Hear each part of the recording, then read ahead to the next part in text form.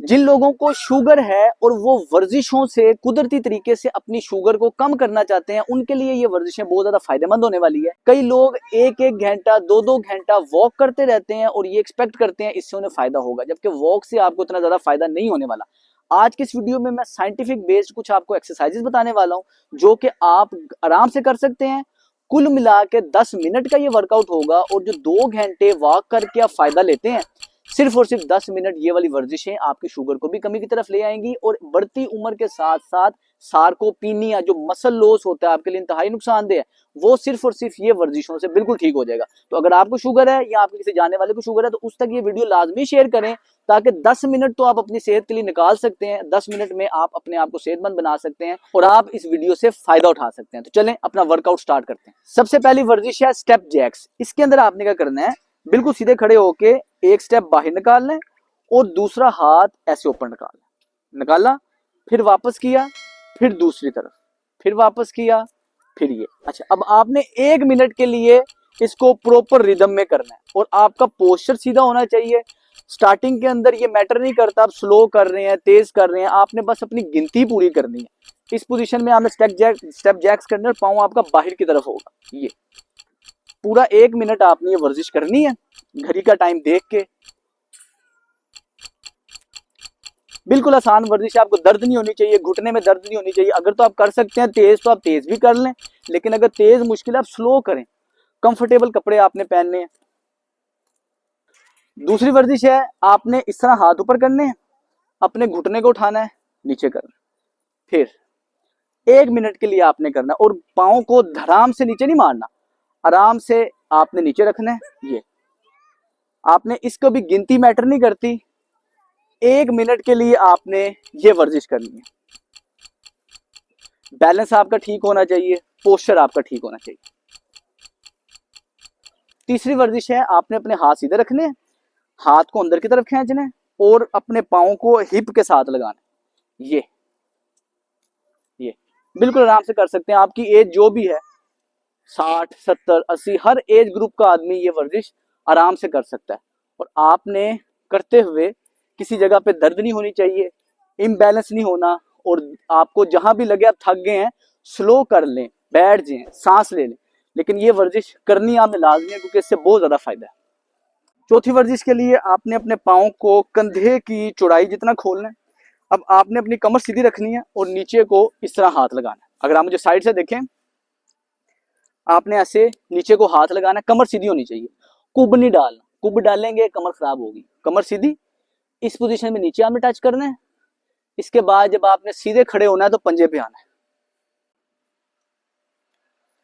फिर नीचे, ये नीचे, ये। अब अगर आप सामने से देखें, 1 मिनट के लिए आपने ये वर्जिश करनी है।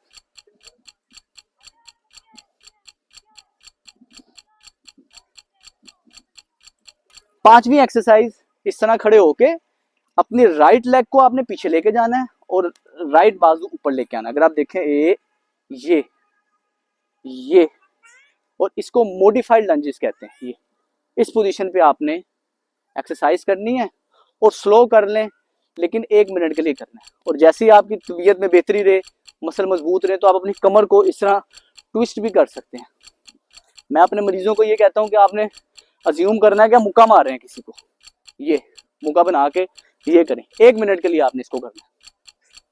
इसके बाद आपने दोनों पांव जोड़ लेने, आराम से नीचे आना है, फिर जैसे ऊपर आना है पंजों को उठाना और वाई बनाना है, जैसा विक्ट्री की पोजीशन होती है। ये फिर नीचे, ये नीचे, ये बहुत आसान वर्जिश है। अच्छा, कमर इसमें बिल्कुल आपकी सीधी रहनी चाहिए, ये नहीं होना चाहिए। आप देखें, ये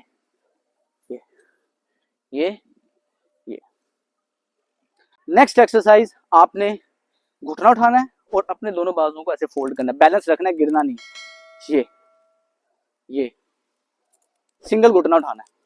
ये वैसे दोनों उठा भी नहीं सकेंगे, सिंगल ही उठाना है और आपने 1 मिनट के लिए इस वर्जिश को करना है।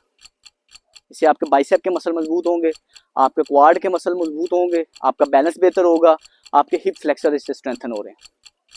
पोस्चर सही रखना है, थोड़े से पाँव खोल के, ये कमर सीधी रख के आपने ऐसे रुकू में जाना है इसके बाद आपने हाथ पीछे रखना है, हिप पे, पीछे आना है, फिर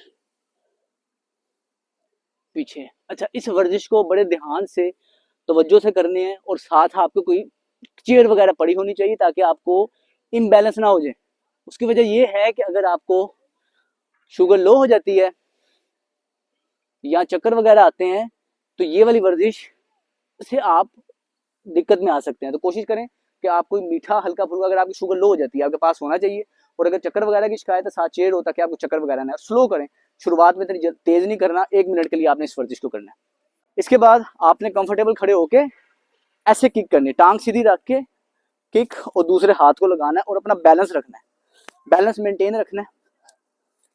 ये 1 मिनट के लिए आपने इस वर्जिश को करना है। अगर टांग आपसे नहीं ऊंची उठती कोई मसला नहीं, थोड़ा उठा लें, खुद नहीं आगे को झुकना, खुद सीधा रहना है, हाथ नीचे लेके आना, खुद सीधा रहना, खुद आगे को जाएंगे कमर के अंदर मसला आएगा।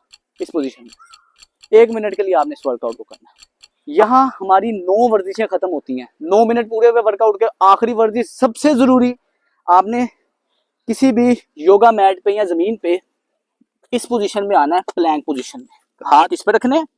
अब आपने पांव उठाने, चेहरा आपने सामने नहीं करना, नीचे देखना, लेकिन सामने की तरफ नीचे देखना, और इस पोजीशन में आपने खड़े होना।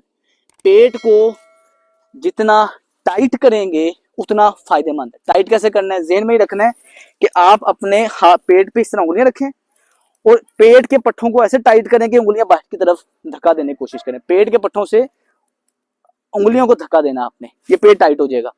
इस पोजीशन में आपने खड़े रहना है, ये 1 मिनट तक आपने इस पोजीशन में करना है।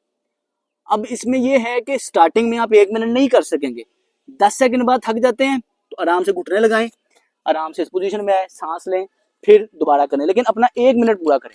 और अगर आप स्टार्टिंग में घुटने ऐसे नहीं उठाए जाते, आप इस तरह भी कर सकते हैं, आहिस्ता आहिस्ता बेहतरी आएगी, फिर घुटने उठा के इस पोजीशन पे आप करेंगे, और ये वर्कआउट आपने 1 मिनट करना है। कुल मिला के ये बनती है 10 वर्जिशें। आप 10 मिनट में आप ये 10 वर्जिशें करेंगे, आप देखेंगे एक तो आपकी शुगर बेहतरी की तरफ आएगी, आपका फैट बर्निंग की तरफ आएगा। इंसुलिन रेजिस्टेंट की अगर आप शिकायत करते हैं, आप में इंसुलिन रेजिस्टेंट है, पेट के इर्द गिर्द आपकी चर्बी वगैरह इकट्ठी हो जाती है, इस वर्कआउट से आपको बहुत ज़्यादा फायदा होगा।